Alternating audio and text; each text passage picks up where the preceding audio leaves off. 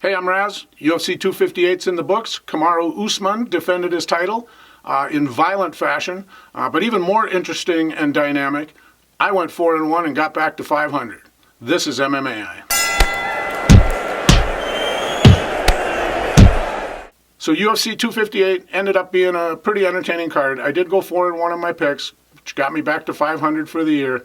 The only one I got wrong was Macy Barber against Alexa Grasso.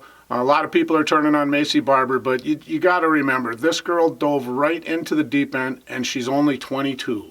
And let's give her some time. They're going to regroup. My suspicion is her next matchup, she'll be welcoming somebody to the octagon. But don't give up on Macy Barber. Okay, I'm going to get right to my 3 stars. Jiu-Jitsu world champs have fought in the octagon 120 times plus and never been submitted. My 3rd star, Anthony Hernandez, he did just exactly that. Vieira didn't look very good in terms of cardio and those kind of things, but that shouldn't take away from the accomplishment of what Anthony Hernandez did. He's my 3rd star. 2nd star, Ricky Simón.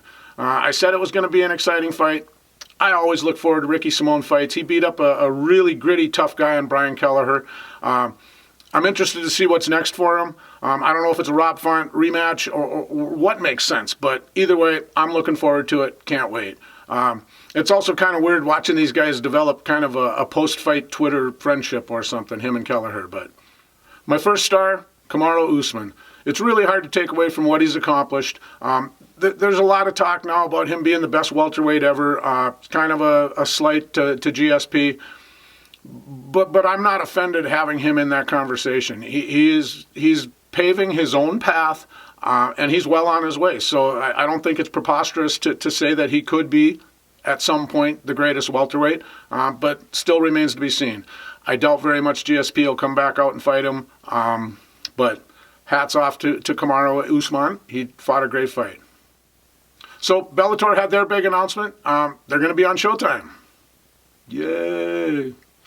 There was actually quite a bit to their announcement. They're having a light heavyweight Grand Prix. What's not to like about a Grand Prix? But to be honest, when it comes to Bellator, I'm a little more interested in what they're going to do with the prospects. I mean, they've got some good young talent in there. It's just like watching Chandler cross over.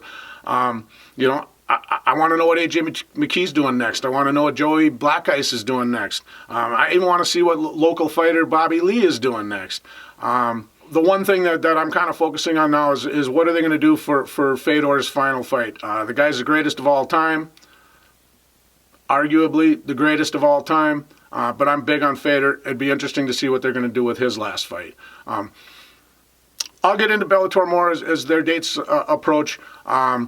This weekend coming up is UFC Fight Night 185, Blades against Lewis, and I'll be back probably on Saturday with my picks for that one. I was waiting until after the weigh-in when everything's official, but now in these days, that really doesn't mean shit.